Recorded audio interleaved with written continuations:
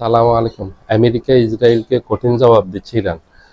ইরানের ক্ষেপণাস্ত্রের আঘাতে আমেরিকার ফাইটার জেট বিধ্বস্ত হয়েছে, যুদ্ধ বিমান F-15।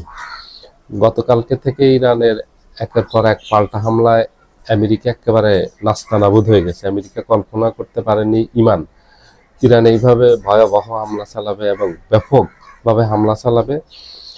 ইরানের হাতে যে এত বিধ্বংসী ক্ষেপণাস্ত্র আছে, মিসাইল আছে, ক্রুজ মিসাইল আছে, এগুলি যে এত ধ্বংসাত্মক, এটা কল্পনা করতে পারেনি আমেরিকা এবং ইসরায়েল। আমেরিকার যে সপ্তম নৌবহর আছে পারস্য উপসাগরে, ওরা মোতায়েন করছে ইরান আক্রমণ করার জন্য। সেখানে ইরান আক্রমণ করছে গতকালকে আব্রাহাম লিঙ্কন, যে ক্যারিয়ারটা আছে, সুপার ক্যারিয়ার বলা হয় এটাকে, যে এটা নিচ্ছিদ্র নিরাপত্তা ব্যবস্থা, এটাতে কেউ একটা ঢিলও ছুটতে পারবে না। একটা মিসাইল তো দূরের কথা, একটা ঢিলও ছুটতে পারবে না, কারণ এটার জন্য প্রতিরক্ষা ব্যবস্থা আছে। এটা রক্ষা করার জন্য অনেক ধরনের প্রতিরক্ষা ব্যবস্থা আছে, কয়েক স্তরের, কিন্তু সকল স্তরের প্রতিরক্ষা ব্যবস্থা ভেদ করে এই আব্রাহাম লিঙ্কনে আঘাত আনছে ইরানের মিসাইল, এবং সেখানে ব্যাপক ক্ষতি হয়েছে। আমেরিকা স্বীকার করছে যে তাদের সেখানে 3 জন সৈনিক মারা গেছে, 5 জন আহত হয়েছে। তবে এটার সংখ্যা আরো বেশি, এটা কমবে না, সংখ্যা আরো বেশি। এবং যুদ্ধের সময় কখনো সঠিক সংখ্যাটা প্রকাশ করে না কোনো পক্ষই, তাই ধরে নেওয়া যায় এই সংখ্যাটা আরো বেশি। এবং আজকে কুয়েতে আমেরিকার একটা ফাইটার জেট বিধ্বস্ত হয়েছে। গতকালকে ইসরায়েলে যে ব্যাপক হামলা চালিয়েছে, সেখানে ইসরায়েলেরও 3 স্তরের আকাশ প্রতিরক্ষা ব্যবস্থা আছে, এগুলি ভেদ করে ইরানের ক্ষেপণাস্ত্রগুলি ইসরায়েলে আঘাত আনছে এবং সেখানে ব্যাপক ক্ষতি হয়েছে।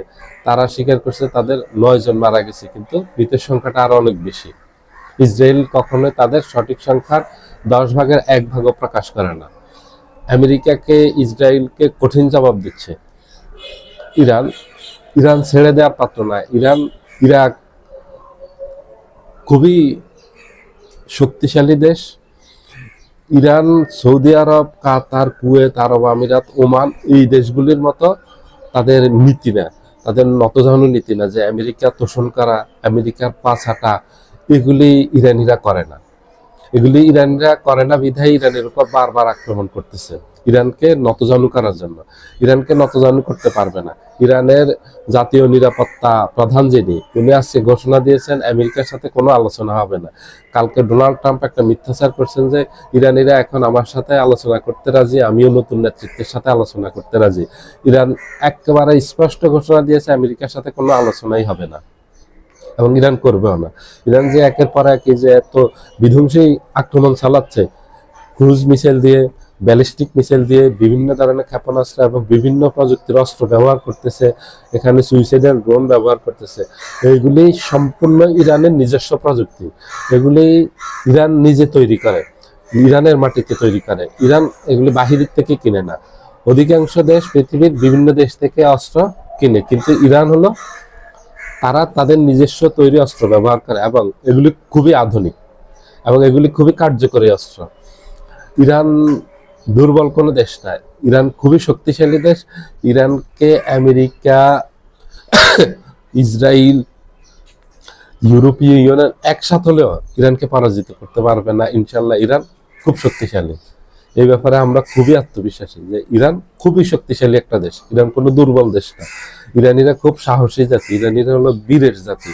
ওদের ইতিহাস যারা পড়ছে তারা বলতে পারবে, এবং ইরানিদের সাথে যারা মিশছে তারা বলতে পারবে যে ইরানিরা কত সাহসী। ইরানিরা কারো কাছে মাথা নত করবে না, আল্লাহ ব্যতীত আমেরিকা, ইউরোপ এগুলির কাছে মাথা নত করবে না। কারণ ইরান যদি করতো, তাহলে ইরানের উপর আজকে প্রায় 45-46 বছর থেকে এই চাপ প্রয়োগ করে আসতেছে ইরান, তখনই করতো। ইরান কোনোদিনই আমেরিকা, ইউরোপের কাছে মাথা নত করেনি এবং করবে না। ইরান সমুচিত জবাব দিবে, ইরান কঠিন জবাব দিবে। এখন যেভাবে দিচ্ছে, সামনে এইভাবে জবাব দিয়ে যাবে আমেরিকা, ইসরায়েলকে, আরো কঠিন জবাব পাবে। সবাই ভালো থাকবেন, আল্লাহ হাফেজ।